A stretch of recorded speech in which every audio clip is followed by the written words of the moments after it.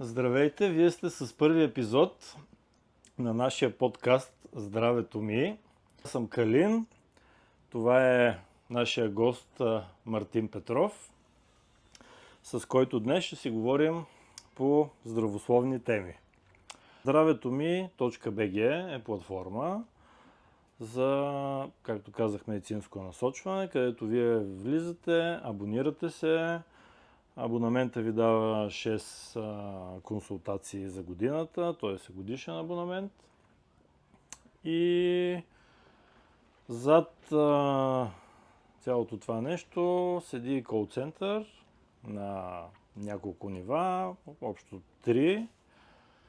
Като първото ниво са специалисти, които ви слушват, медицински, разбира се, специалисти, става въпрос за медицина.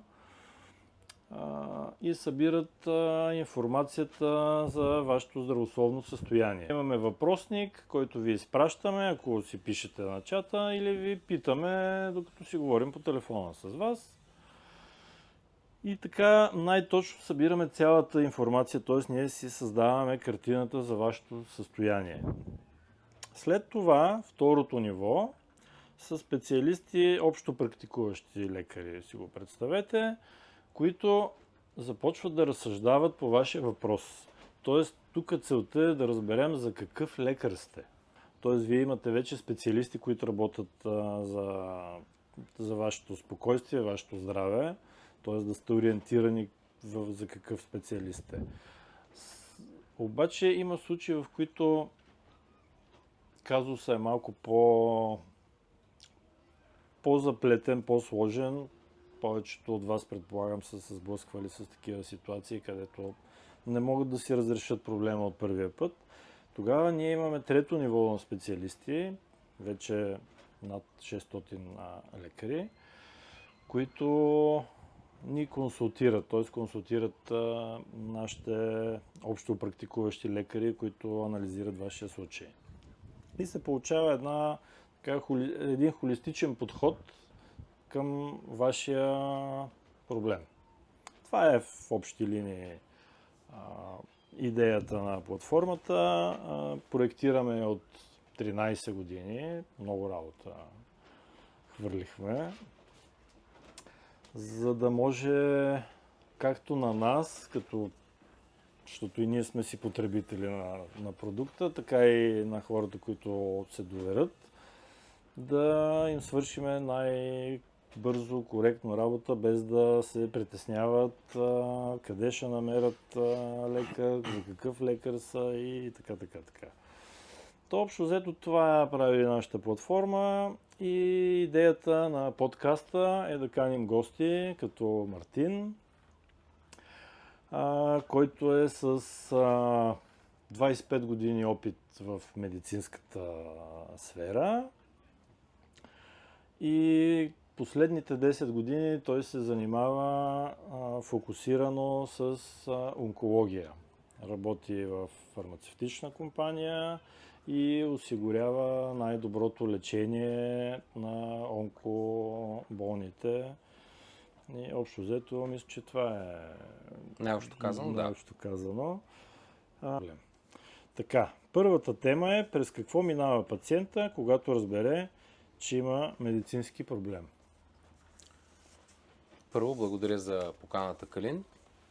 Привети на вашите зрители и слушатели. Удоволствие. Ние благодарим, че ни гостуваш. Благодаря. Относно този въпрос, той е изключително важен, тъй като много хора са попадали в подобна ситуация, в която в един ден ние се събуждаме с някакъв медицински проблем. Да речем, имаме дадено заболяване. Ще дам пример от моята работа. Става въпрос, примерно, за пациент с онкологично заболяване. Да. Много често онкологичното заболяване е като един тих убиец, който идва неканен при нас и ние от тази гледна точка не разбираме почти до момента, в който нямаме болка или някакъв симптом, който да ни предизвика да отидем на преглед, ние дори не разбираме за него. И когато това се случи, повярвай ми, няма нито един човек, който да е подготвен за това нещо. И тогава в човешкото съзнание настъпва една паника, настъпва голям страх. Човекът е изплашен първо за собствения си живот, за здравето си. Оттам започват мислите да го завъртат за неговото семейство, той какво има, какво е направил. И първото нещо, което хората правят, започват да се самодиагностицират, като най-често влизат в интернет и положението става много критично. Стандартната процедура, влизаме в интернет и започваме да търсиме решение на проблема там. Да. И вместо да се обадиме на медицинския специалист, да отидем в болница и каквото и да е там да направим, свързано с лекарите. Ние искаме първо да влезнем в интернет и там, докато си седиме на дивана, очакваме, че някъде ще излезе една информация, която ще ни реши проблема, без да се докосваме до тези хора, които толкова много ни е страх от тях. Точно. Втория въпрос, нали, който е ясно на сега, хората така се притесняват, нали, както го разказа. Втория въпрос е защо най-общо повечето хора смятат лекарите и най-вече фармацевтичните компании за лошия герой в ситуацията на някакъв медицински проблем, когато имат, и дори да нямат, ако става въпрос за някой друг човек, който има някакъв проблем. Защо повечето хора смятат лекарите, че не са позитивно настроени към тях, че не искат, че не искат да им помогнат, естествено, че нали, това няма как да се каже, но имат съмнение. Съмнението е част от българското житие и битие. Всеки се съмнява във всичко и във всеки. Напълно нормално е, когато хората, особено тези, които имат някакво заболяване, да са притеснени и да искат най-доброто за себе си. Това, че лекарите са такива, които се възползват, искат да ни вземат парите или искат да направят нещо, да източат, както напоследък е модерно. Това е най-често срещан, извинявай, че те прекъсвам, най-често срещаното изречение. Това е някаква схема, тук сега те вкарват в едни неща. Вероятно има и такива случаи, но според мен и според теб, тъй като сме си говорили по тази тема многократно, има лекари, и то аз смея да твърда, само може да ми се смеят зрителите, че по-голямата част от лекарите са много добри хора и наистина искат да помагат. Сега там има едни други проблеми, които се случват, които ще засегнем в по-нататъчни видеа. Нали, защо се случва така, че се разминават лекарите и пациентите. Най-общо казано, това се случва, защото пациента не е наясно точно какво му е и за какъв лекар е и започва да обикаля и да ходи по различни институции, нали, като преди това се е подготвил за неговото заболяване в такива медии, да кажем, в интернет пространството. Ние това си говорихме по-рано днес. Как може да го... Какво мога да кажем на хората? Как да реагират в тази ситуация? В тази ситуация най-доброто, което един човек може да направим, тук говорим в контекста на това, че ние вече имаме някакво заболяване.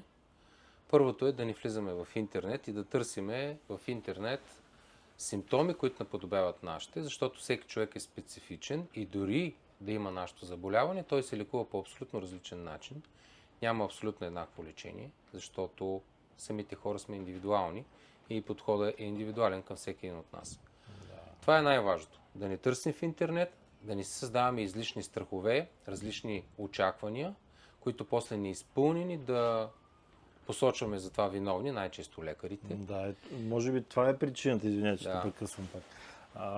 Може би това е причината да, да смятат повечето пациенти, че лекарите не са добри, че не мислят за тях или Да, някакво първо е такова. общата картина, в която българина Една от разбира от причините. абсолютно всичко и винаги има виновен някой друг, освен него самият. Това е абсолютно валидно за всички нас.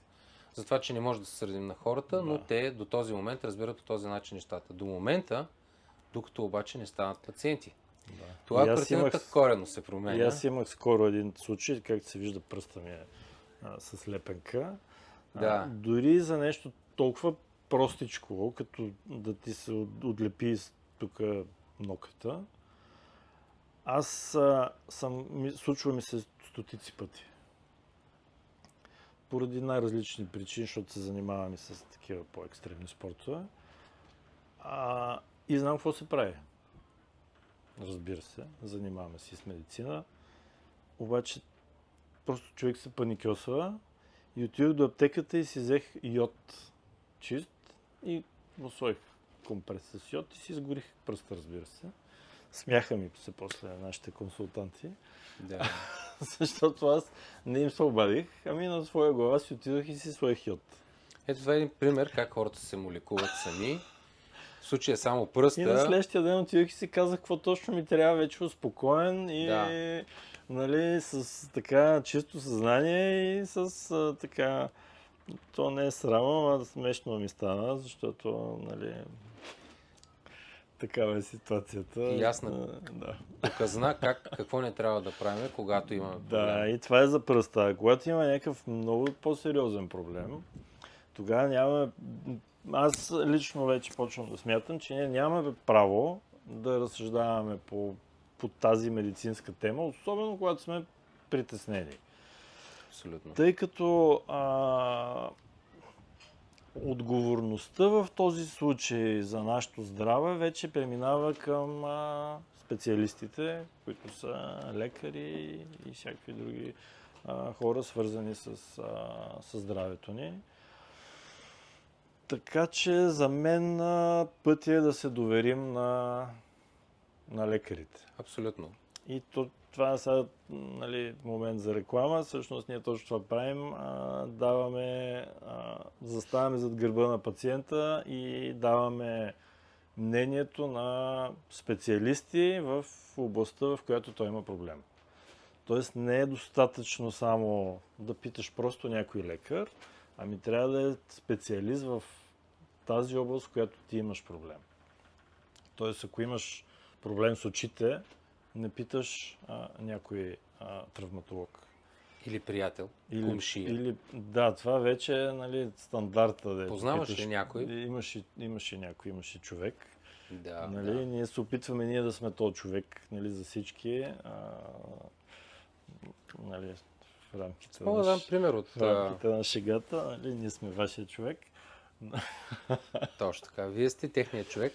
Да, ние искаме да предоставим мнението на специалистите и да хората да не се притесняват, когато имат някакъв проблем и да роват самостоятелно и да се чудат къде какво да направят.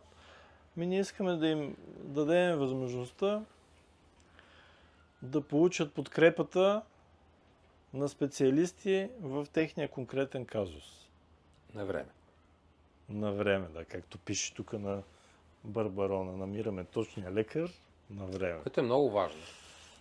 В практиката, особено последните 10 години, работя в онкологията, занимавам се с това да осигуряваме на пациентите достъп до иновативни лечения, онкологични.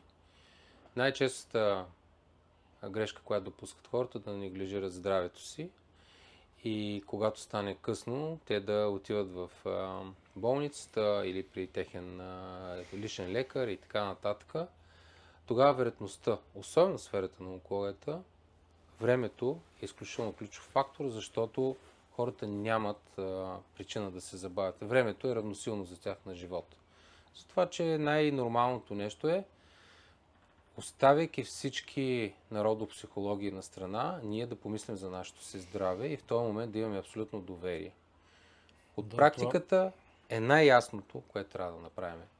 всичко, което ни забавя да отидем на лекар, търсенето в интернет, самолечението, самодиагностиката, всички билки и всякакви други неща, които не са подходящи за този момент, трябва да останат настрани, защото те само изяждат нашето време, затормозяват нашето съзнание и всъщност ни правят, как да кажа, изразходват цялата ни енергия, вместо тялото да ни се бори с болестта и ние да се насочим към съответното правилно лечение, ние потъваме в още повече размисли и по този начин губим ценен ресурс. Да, и се объркваме и почваме да имаме и съмнения в медицинската система. Точно така. Почваме да изследваме лекарите.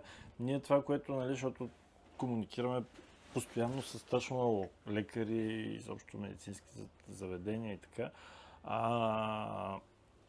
Основният проблем на всички, аз съм направо шокиран, защото, нали, как от 13 години го проектираме, последните 3 изключително интензивно.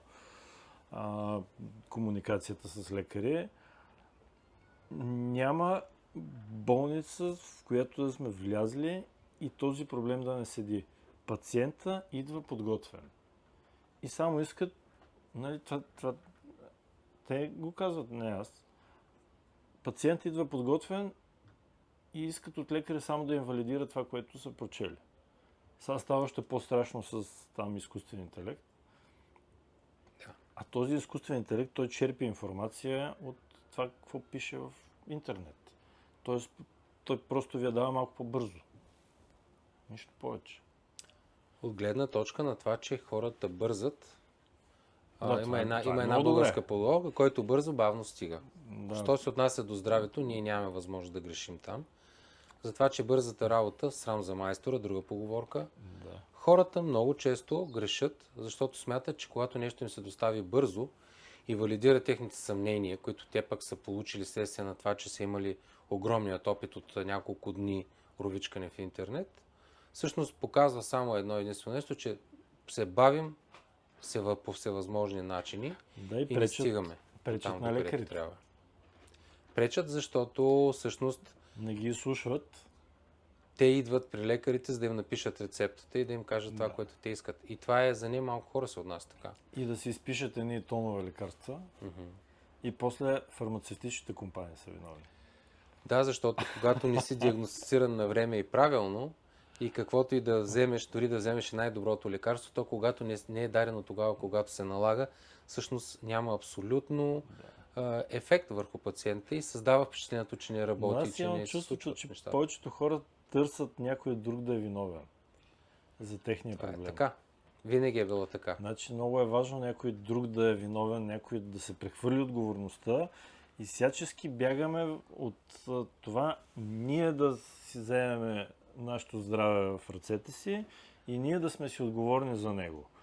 И когато един човек дълги години се прави, че нищо не се случва, а има реален проблем, и така около него кръжащите са същите като него им няма проблем, това е нормално. Сега то пък за възрастта ти съвсем пък е нормално. Да, това е любимото с възрастта. Нали? Да. Все едно, че като минем 50 или 60 трябва да приключваме и вече се предаваш. Да. Нали? И така някакси, като всички си го валидират това, че тия проблеми, просто си живеем с тях и те са си нормални и изведнъж се появява много сериозен проблем. Точно така става винаги път. И този сериозен проблем ние искаме веднага да се реши. По най-бързия начин. Няма значение, че 30 години не сме Никой не обърнали се внимание. замисля, че всъщност здравето не е отговорност на лекаря, а е наша лична отговорност.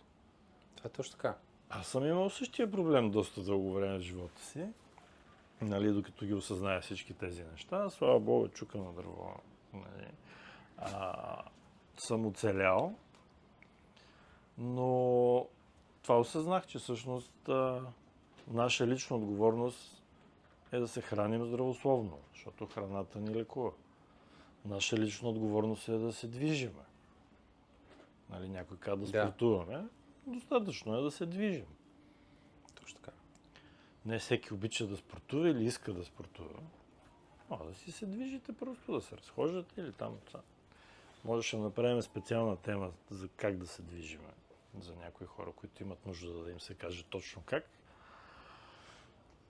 И наша лична отговорност е да обърне внимание на децата си. Да се движат и да се хранят здравословно. Много е тъжно, когато ние тук сега снимаме от морето. И така ще е до края на лятото.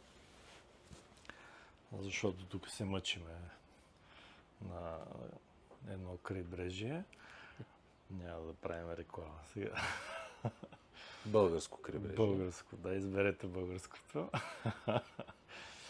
Та, виждаме постоянно навсякъде. Сега човек, като е на почивка, се отпуска, така ви каже, ще изядам днеска 3-4 сладоледа. Нали? Но децата постоянно и тук в магазина, като влезе, то няма какво си купиш. Освен Сладкиши и разни сокчета, които, нали, чипс, са сок, много. сладкиш. Сладки, солени неща, които са полуфабрикати, които са много вкусни, факт. Да, Но сега това не променя. Сега ще ни намразят някои индустрии. Тук ще кажат, Няма проблем, нека да намразят. Ние всички ги опитваме тези неща, ги се храним Да, с тях, но така е. в крайна сметка има някои неща, които са такива каквито са. И отговорността всъщност е наша дали да ги вземем или да не ги вземем. Тоест, отговорността е наша как да се храним, отговорността е наша дали да се движим, отговорността е наша дали да купим тези храни или да не ги купим. Да. И както ти каза, най-важното да възпитаме децата си на добри, хубави навици, с които те с времето да могат всъщност да израснат и съвестни хора към самите себе си първо, за да могат да бъдат и към другите такива. За да може в бъдеще графиците на докторите да не са чак толкова претоварени. Това е целта. Нали, те да си гледат нормално работата, не да седят пред кабинета ти 30 човека и да са изнервени. Целта е дългосрочно. Все по-малко хора да ходят при лекари, да ходят на море, да се пекат на слънце, да се хранят нормално, да се движат, да бъдат в приятна компания, Да. за да може да се чувстват щастливи и да живеят добре. Да мислят или да не мислят, то това вече го обсъдихме, но Да. все пак. Но все пак, Да, за личната отговорност току-що си говорихме за децата. в контекста на този разговор за личната отговорност, хората трябва да мислят за нея предварително. Аз ще дам пример от моето ежедневие работно. Много често пациентите не разбират колко от голяма и отговорна работа е това да обърнат внимание на себе си. И там стигаме до ситуацията с така наречената профилактика или профилактични прегледи. Всеки един му се осигурява от държавата безплатен такъв. Той може да отиде и да му бъдат направени основни изследвания, с които да се види дали той е в едно общо добро състояние. Тоест чисто как работи тялото му, как се случват нещата в него. Това дава една много добра картина. Нали, виждат сърцето, виждат дишането, виждат очите, виждат всички основни Стандартна функции. профилактика. Точно така. Това дава на всеки един човек, това дава увереността, че той е в едно добро състояние и ако не е, значи някъде греши. Тоест, когато ние не ходим, ние дори не разбираме къде сме сгрешили. И това нещо с времето се задълбочава, докато стигне до една неприятна ситуация, в която ние сме болни от нещо. И това ни шокира, разбира се. Започваме да мислим, що се случи на мене и така нататък. Да, лош късмет. И забиваме в това, до което говорихме до сега. В интернет, самодиагностиката, самолечението, търсенето на валидиране на това, което ние смятаме, в повечето случаи. Много често обичаме да философстваме пред лекарите, които същевременно дълги години са учили за това нещо и това им е работата. Те искат да ни помогнат. Абсолютно. Но ние някакси не умеем да анализираме и да осмислим това, което ни казват. Смятаме, че те ни нападат, защото ни казват, ето, ти си ял и сега имаш диабет, примерно, и нещо друго. Да, Обидно ни е някакси. Истината боли, колкото е така клиширано. Да, обаче когато вечер се приберем в огледалото вкъщи, ние виждаме това същество, което стои на огледалото и много добре знаеме вътрешно в нас какво сме направили, но някакси не си иска, както ти каза, другите да са виновни за това нещо. И отговорността всъщност по този начин ме сваляме от нас. Това е индулгенцията, да си хапнем още едно чипсче, да пием една количка. Аз бях същата, И други такива неща. Картинка. Полезни и приятни. Да. Бърбинки. И ти сега, така, доколкото си говорим, си осъзнал, че трябва да си обърнеш внимание на здравето, защото човек в един момент просто трябва да си каже, бе, това ми е най-ценното. Нали? Всеки може от твоите зрители и слушатели да си помисли върху въпроса, ако аз съм болен, какво се случва? Всеки е минал през подобно нещо. Ако не той самият, то негови близки. Аз мятам, че по-добре, нали, сега ако вече имаш някакво заболяване, окей, нали, хубаво е да мислиш как да го разрешиш. Ние ако можем да помогнем, супер. Ако, разбира се, ни се доверят хората, които ни гледат.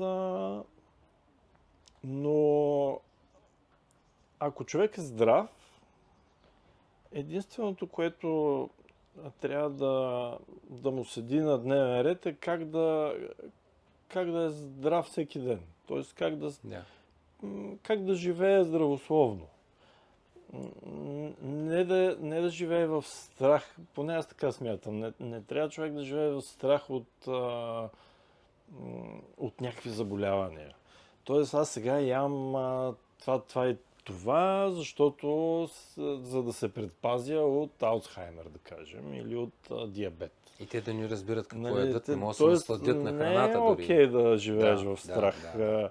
и да ги правиш всички Категорично. тия неща, защото някой те е наплашил, че нали, едва ли не, ако ти така не ядеш, значи Това са тези гурута, интернет край. гурута, които прокламират и пропагандират и проповядват най-вече на всички за здравословния начин на живот. И някъде там в края на това, за което те говорят много добре, се прокрадва някоя реклама, нещо друго, различно. Всъщност, много е важно хората да могат да разсъждават и да мислят, това, което казахме, да мисля или да не мисля, и да мислиме през онзи модел, в който да си мислиме, а каква е мотивацията на този човек да го направи това нещо, разбираш? Ето аз от личния си опит винаги съм се стремил да помагам на хората, това е мое призвание.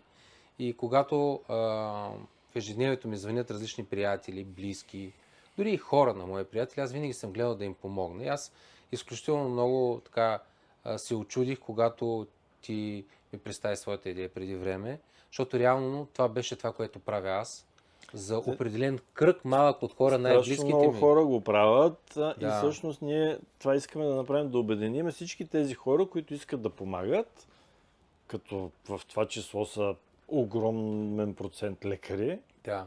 които искат да помагат, нали, и да стане веднъж винаги ясно, че тези хора искат да ви помогнат. Говоря за зрителите. Те искат, задължително искат. За Искат- тях това е призвание. Искат да помогнат. Да. И Трябва да ги ние- оставим да ни помогнат. И ние сега ги събираме тези хора и го правим така правим го много по-организирано, за да е още по-спокойно на хората, когато имат някакъв проблем, просто да влязат и да си... Това е, между другото, думата спокойно е много важна. И всички ние го правим и за наше спокойствие. Дори когато сме болни, трябва да сме спокойни. Това е едно от най-важните неща, защото чисто погледнато от медицинска гледна точка, нали? Това не е някаква тайна, всеки може да го прочете навсякъде. Когато си спокоен, цялата ти система, цялото ти тяло, нервната, дихателната, биохимията, всичко работи нормално. Всички жлези работят максимално близко до оптимума, което предполага много по-добри условия, т.е. по-малък разход на енергия на тялото и по-добри условия човек да се възстанови, повече енергия за възстановяването му. А целият този преразход с трънчването в интернет, с страховете, с всички тези други неща, буквално те дестабилизират и те изкарват извън релси и за много дълъг период от време хората някакси не могат да влязат и най-лошото губят доверие в системата, губят доверие в хората и близките и най-накрая се затварят и така всички външни са врагове и те не искат да допуснат никой да им помогне. Това е проблем, който тепърва ще се сблъскваме с него и ще търсим начин за разрешаването му, тъй като на този тип хора е много трудно да им се помогне. Да. Мене ми се е случвало, аз виждам какво е решението, виждам какво трябва да се направи и човек срещу мен в паниката си прави всичко абсолютно наопаки и грешно. И аз преди много се ядосвах от тези реакции. Да. Наистина много се ядосвах. Всеки има правото да греши. Това е една от причините да направим тази платформа, нали, за да може да помагаме по най-така правилния начин и да им кажем, вижте, тук ние правим нещо много организирано и сериозно. А, но вече абсолютно не го правя. Смисъл, не се ядосвам и ги оставям да си стигнат сами до... Иначе не става. Без Да. тяхна помощ не става. Те С- трябва да си помогнат сами, Да, на за да сила, осъзнаят, че трябва да дадат възможност на на този, сила. който разбира, да им помогне. на сила просто няма как да стане. Много съм се опитвал във времето, така оптимистично съм гледал на това, т.е. то по-скоро е наивно, защото се оказа, че ако човек не е сам готов да му се Да. не потърси помощ, ти каквото я му говориш, нищо не се случва. Точно Той така. каквото си е наумил, Той мисли за други неща в този момент. да, този съвети вече не даваме. Обаче забелязал ли си? Търсят винаги нещо, което да е бързо, лесно и някак си без те да носят отговорност за него. Така се едно, че се случва на някой друг. Да. И като нещо се обърка, някой друг да е виновен, никой да няма лична отговорност. И може би това е и причината в тази ситуация те да не мислят, ами просто да... Абдикират от себе си. За това темата да мислим или да не мислим. Значи, за да обобщим, да мислим за здравето си, Превентивно. когато му е времето, Да. а когато нали, стигнем все пак до някакъв проблем, независимо какъв е, тогава да не мислим, а да се доверим на специалистите. За да ни объркаме и това, което ни е дадено в момента. Да. Мисля, че с това изчерпвахме тази тема. Тук имаме още един въпрос. Защо кредита на доверие е обичайно нисък към лекарите? Ние го засегнахме до голяма степен.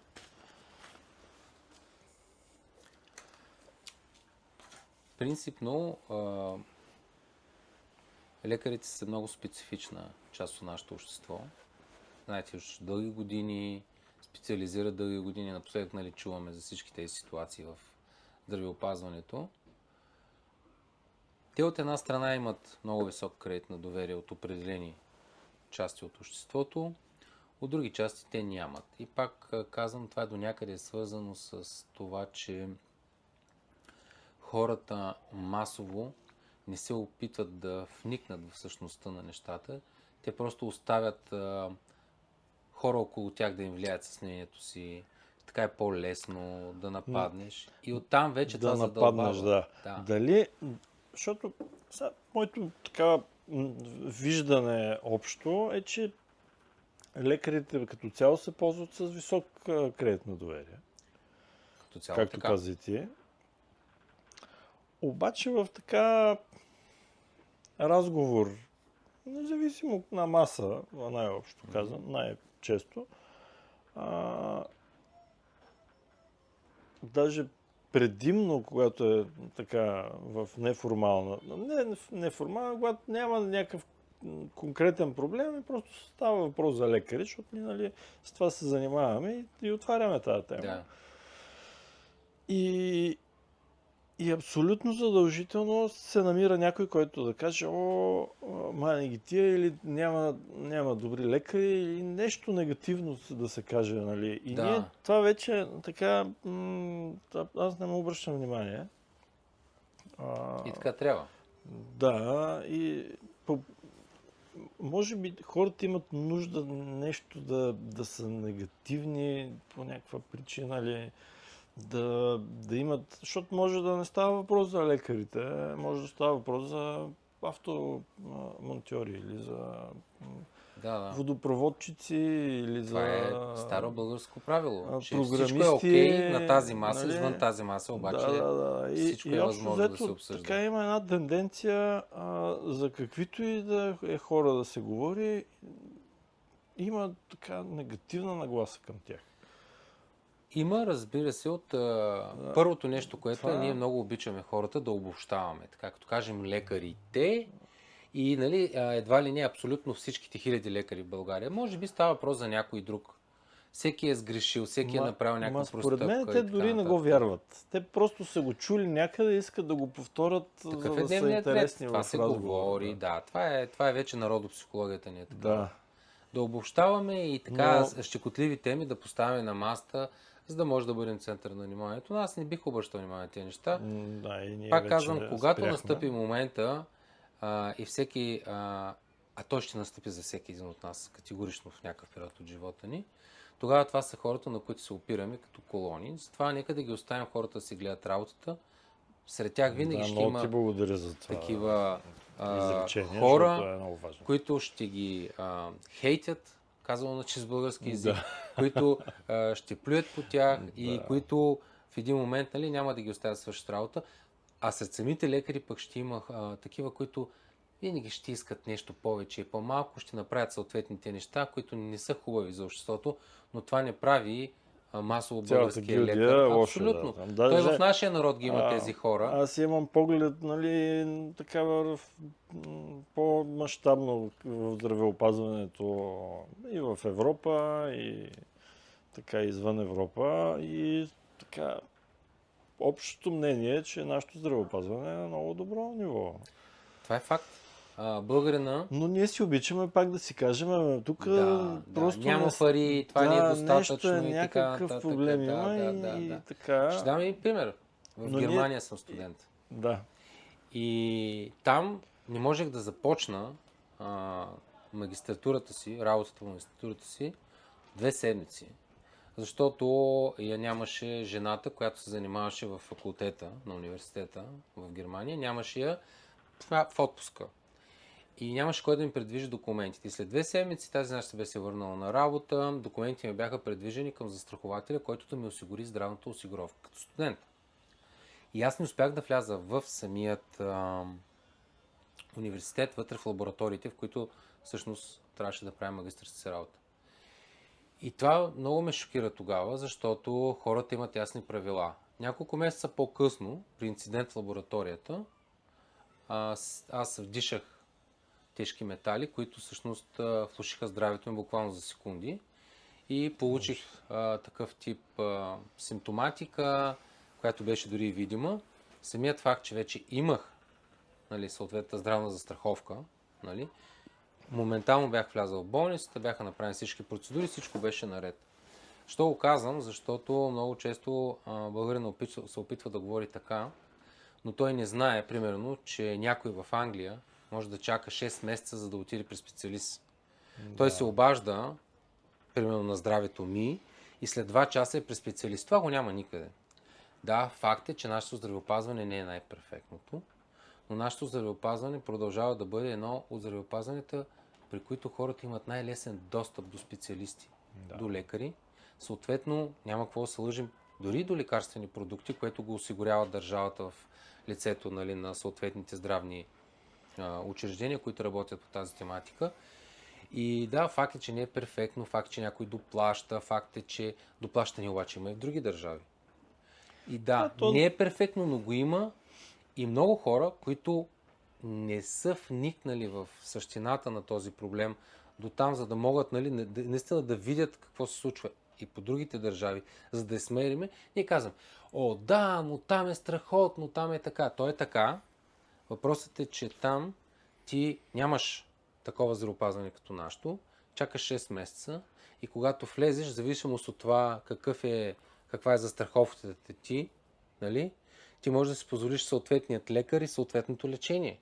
А нямаш достъп до най-доброто, както е у нас. Тоест, всяка държава, здравеопазването е толкова индивидуално, затова примерно Европейския съюз казва, че в сферата на здравеопазването политиките са локални, защото народопсихологията е различна, хората по различен начин са свикнали, наследството от миналото ни е такова. Самият преход от държавни болници, както беше преди около 30 години, към частни и към друг тип здравни учреждения, го е нямало в други държави. Тоест, толкова сме специфични и не бива да го оплюваме това нещо, просто се радваме, че го имаме, защото сега си представи, че си някъде, където няма нищо такова. Или нямаш достъп до това нещо. Да. И всичко приключва за теб, защото просто ти нямаш. Няма кой да се погрижи за теб. Нямаш достъп, да. Това е много важно. Не сме перфектни, но сме истински, както се казва в една песен. И наистина хората получават достъп. И оттам нататък, да, могат да доплатят, могат да си изберат при кого искат. Нали? Всеки иска да се лекува при професора. Това е една друга такава това е фигура. отделна тема Да. на друг разговор, Да. къде трябва да отидеш и защо и как. Нали, титлите, принципно, лично за мен, нали, не искам да омаловажавам абсолютно никой, всеки си има право да си прави каквото си иска и да си ходи където си иска. Но това, че даден лекар не е с титли, не го прави по никакъв начин по-лош. Просто човека е зает да лекува хората и да си върши работата, докато пък други допринасят с това да правят научни трудове, което е пак страхотно. По друг начин допринася за системата. Абсолютно, да. И те пак са изключителни лекари. Просто едните са с едни интереси, и другите са с други интереси. Чисто научни, чисто практически интереси. Точно така. И това не значи, че един е добър, пък другия е лош или обратното. Нашата идея е, нали, нашата идея е ясна, нашата цел е да гледаме позитивно към Точно така. медицинската сфера и да престанем да казваме, то не става, оня е такова, ами да насочваме хората към най-правилния лекар за тях, най-добрата практика за тях и затова, нали, си говорим и с теб в момента. Да вярват Тъй на процеса, като, да. нали, хора като теб и, нали, и лекари и, нали, в цялата сфера ни помагат съзнанията си ние пък да помагаме на хората да намерят най-доброто решение на техния проблем. Точно така. И сега последно, нали, да завършиме с това, ти тъй като си така в онкосферата и имаш последните 10 години така доста сериозен опит и абсолютно точен поглед върху цялата система. Първо, имаш ли нещо да кажеш по отношение на основните проблеми на онкоболните и после да кажем за най-важното, което е профилактиката, като пак казвам, не трябва да живеем в някакъв страх, че ще ни хване, нали, това заболяване, ами просто, нали, да сме информирани и да имаме първо да приемаме, ако случайно на нас се случи, да го приемем с така по-спокойно, защото това винаги е добра идея. Нали, каквото и да се случи, да си поемем въздух и да издишаме и да кажем, да, окей, случи се, ама дай да видим сега, да се отпуснем и да видим как мога да се справим. Да. Имаш ли нещо? Наблюдавал съм много пациенти, работили сме с пациенти, имаме достъп до такива пациенти, дори в семейството ми съм имал такива пациенти, които вече не са между живите. Съжалявам. Мога да кажа следното. Това е едно от най-неприятните неща, които може да се случи на всеки един. Но както ти сам спомена, влизайки в такъв момент, първото нещо, което трябва да разберем е, че паниката и хаоса, който ще се възцари, трябва да го минимизираме, така че да може да запазим нашето спокойствие. Колкото сме по-спокойни, колкото сме по-заобиколени от хора, които ни разбират и ни съчувстват, това не е задължително да са наши близки. Това може да са хора приятели, това може да са хора, които са професионалисти, които могат да ти окажат. Специалисти, примерно, препоръчваш ли според тебе добра идея ли е да работят с психолози? Тоест, ако ти се случи нещо такова, да се обърнеш към... защото нали, знаеме, че има такива специалисти. Това не е добра идея, това е абсолютно задължително. Да. Това са хора, които абсолютно съм категоричен тук, за една голяма част от пациентите ще бъдат голяма опора по време на техния път. Защото ще ги центроват и ще им покажат какво да правят и как да гледат. Това човек да се запази спокойствието, т.е. да се запази енергията в него и да може да фокусира цялото си внимание върху това да се излекува, минава през това той да запази едно цялостно спокойствие и да има прекрасна среда. Такъв тип хора всъщност ти създават опорни точки, върху които да си спокоен. Абсолютно. Защото, нали, окей, близките са ти така първата подкрепа, Факт. но понякога те се паникьосват повече от тебе. Да, има едно сълзливо съчувствие, едно така напяване, което всъщност не ти дава спокойствие, а ти започваш да се замисляш какво ще правиш, защото ти вече в техните глави може би си запътник и ти започваш да усещаш това отношение в тях и започваш да си мислиш, боже, какво ще правят моите деца без мен, примерно, жена ми. И всъщност фокусът ти отива на съвсем различно място. Малко не е позитивна картината. Абсолютно. А пък тези хора, които са професионалисти в тази сфера, да те подкрепят в този проблем, който, нали, не дай си Боже, се получи.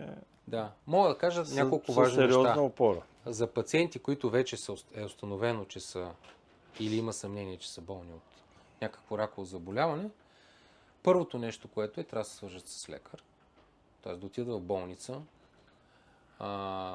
да им се направят необходимите изследвания, да бъдат диагностицирани абсолютно професионално, т.е. всеобхватно, каквото може да им се направи като изследвания. Образни, биомаркерна диагностика, имунохистохимията, с която, нали, се доказва, че пациентът е болен от рак. Всичко, което може да ме от полза. Да може така пациента да се яви с целия набор от документи при така наречената онкологична комисия, нали? И хората да могат да предпишат, т.е. това е голям сбор от лекари, специалисти в областта, всеки в неговата си сфера, нали? Които те заедно да вземат решение, кое е най-полезното за този пациент. Дали да се лекува с този лекарствен продукт, или да му се направи лъчелечение първо, или пък операция и така нататък. Това са все неща, които специалисти разберат най-много, затова са учили и имат богат опит. България е страна с доста богат опит. И те могат да вземат най-правилното решение. Но най-важното на пациента е наистина да тръгне по стъпките възможно най-бързо, да не се предава, да не мрънка постоянно, че е някаква жертва на нещо, защото това му изпива силичките и на него, и на хората около него. Нали? И да дойде до момента, в който той започва лечение. Тогава за него най-важното е да има една любяща, спокойна атмосфера, където всеки да си знае задълженията. Ако някой не му е възможно, по-добре да се отдели на страна за известен период от време, за да не пречи на болния. И психологическата подкрепа, която ти каза, трябва да получат хората. И друго нещо, което в България не е много застъпено, но знам, че вече има хора в страната, които са много за тази ситуация, нали, да бъдат пациентите обгрижани до самия край. Това е когато един пациент вече е така наречен терминално болен. Тоест знае се, че няма с какво да му се помогне от гледна точка на лечение с лекарства, лекар да му помогне с някаква ситуация, съответно нали, той да получи каквото и да е. Няма надежда. Да. Ясно е, че пациента е въпрос на време. Тогава се полагат едни необходими грижи, които най-общо казано от специалисти се наричат палиация. Да. В България това нещо го има, но примерно там така наречените пътеки, те са изключително, нали, така, недофинансирани, няма интерес към това нещо. Аз смятам, че това е изключително важно. Особено в сферата на онкологията е важно хората да бъдем състрадателни и наистина да разберем, че когато някой си отива, трябва да си отива с достоинство. Да. А не да го оставим там някъде в един хоспис и да ни го гледаме, докато ни се махне от главата. Това е изключително нечовешко и нехуманно. И всъщност държавата е голям длъжник в тази сфера. Аз знам, че много от лекарите го знаят това нещо, но винаги не остава време и пари за това нещо. Винаги първо всичко се вдълбава в лечението, в болницата, в това да успеем да го спасим на всяка цена човека. И в момента, в който не може, някак едно ще се предаваме и се отказваме, а той точно тогава има най-голяма нужда. Тоест, фокус, на който трябва да се вгледа. Така, това е едното. Относно това какво да правят хората. Най-голямото им нещо като отговорност за тях, това е да си гледат здравето, те самите. Никой друг не им е отговорен, освен тях. Затова, особено пациенти, които имат в родата си близки, майки, бащи и така нататък, с определени онкологични заболявания. Вече говорим за профилактиката. Както точно така. Ние сме длъжни да ходим през 6-месечен период или една година, то си има определени стандарти, има си правила, има си всичко, което лекарят, било то личният или специалиста, към който ще ни насочи личният лекар, те ще ни кажат какво трябва. Ние трябва винаги да помним в съзнанието си, че след толкова време аз трябва да съм на този преглед. За мен той е изключително важен.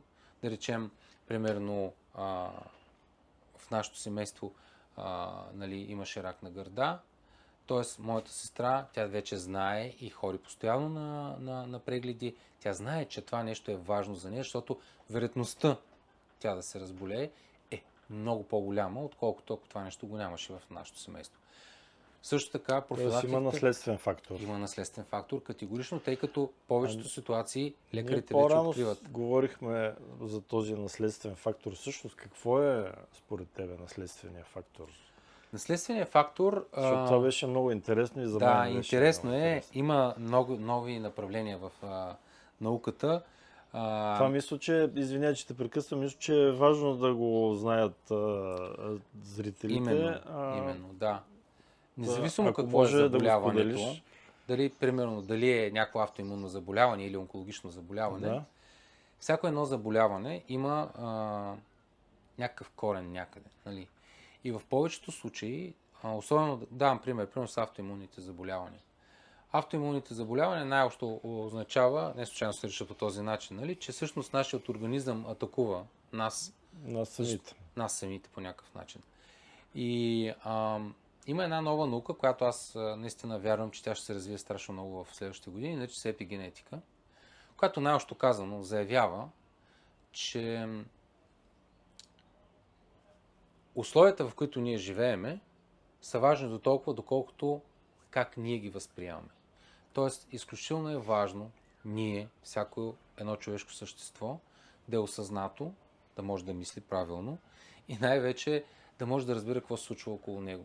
Защото когато ние нещо не знаем, започваме да се страхуваме, изпадаме в паника, хаос и буквално се сриваме психически.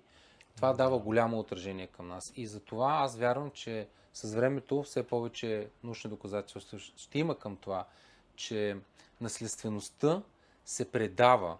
Давам пример в моето семейство. Всички мъже в моето семейство имаме някакъв проблем, който е свързан с астматичен пристъп, с бронхиална астма, нещо свързано с белите дробове. Това е проблем, който се предава само по мъжка линия.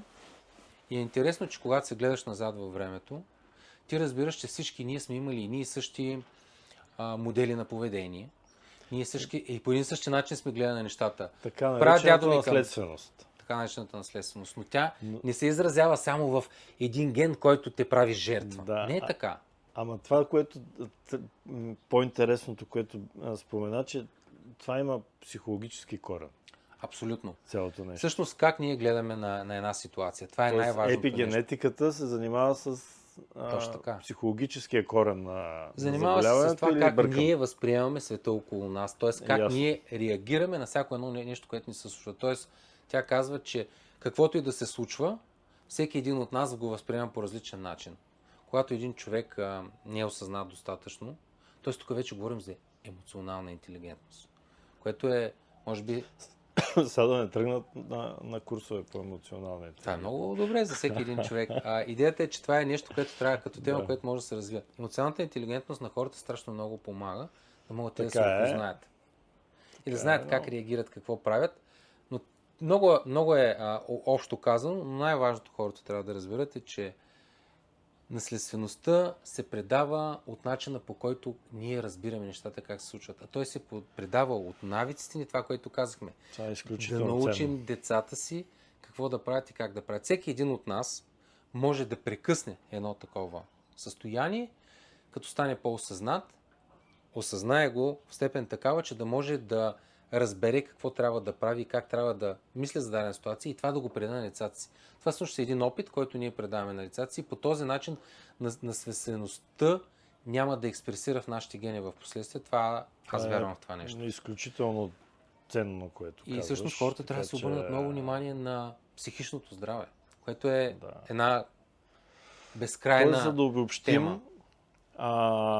Хранене, движение и психично здраве.